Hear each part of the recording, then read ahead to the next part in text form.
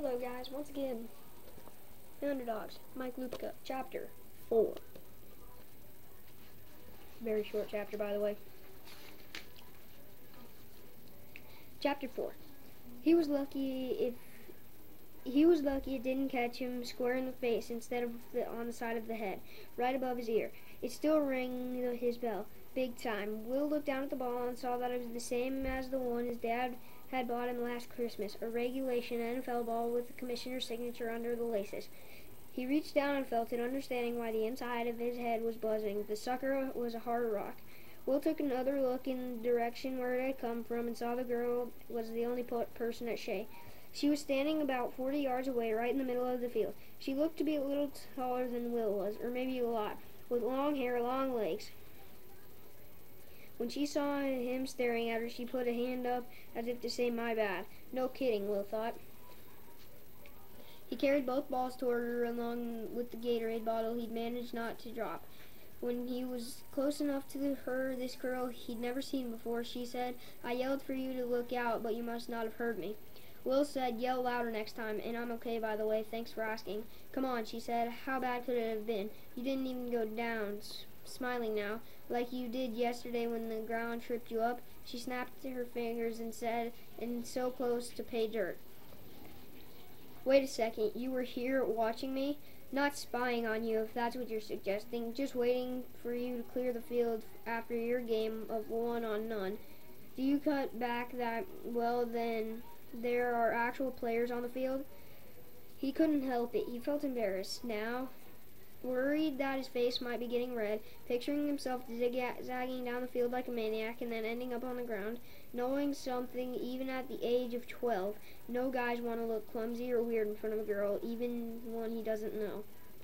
He was about to ask for her name when she said, "I was just trying to see if I could kick one over the hedges, but I was wide right." She smiled again, "As you found out the hard way." "Hold on," Will said. He turned and looked and took a good look at where the hedges were on Ark Street, near the arcs that were the entrance to Shea. "You," Will said, "kicked a football. This football from here to there." She shrugged. "Usually I'm a lot more accurate." "No way, I'm just putting this out there," she said, "but way. Punt or place kick?" "Seriously, place kick? If I'd punted it, you would have just seen it flying overhead like an airplane. You can't kick it that far. And you know this, how?" "Nobody I know who's my age." "How old are you?" 12.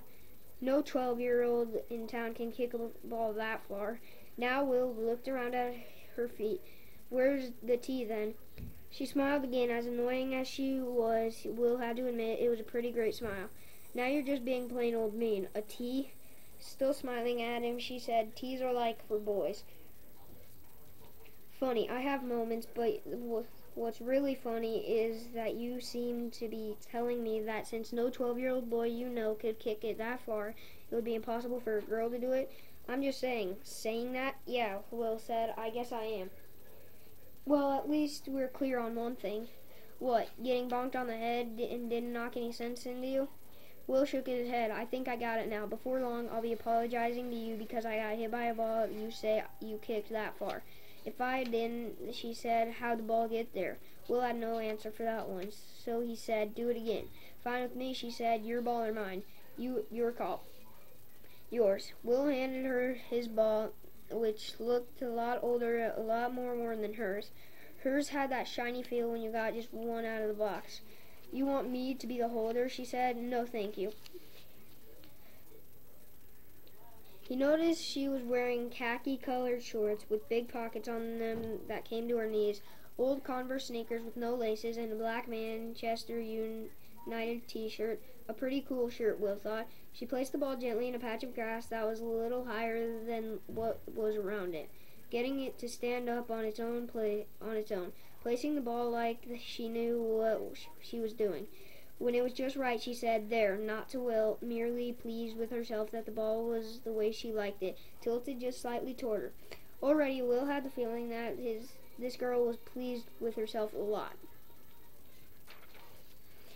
Then she turned and measured off her paces, stopped and took 2 steps to her left, the way place kickers did in real games. "Ready now?" "Well, almost." First she smiled again at Will, her biggest one yet, like she was giving him a full force of her Sure you don't want to call your last time out and freeze me, she said. Sure you don't want to put off... You look like an idiot. Sure you don't want to put off throwing up a brick a little longer.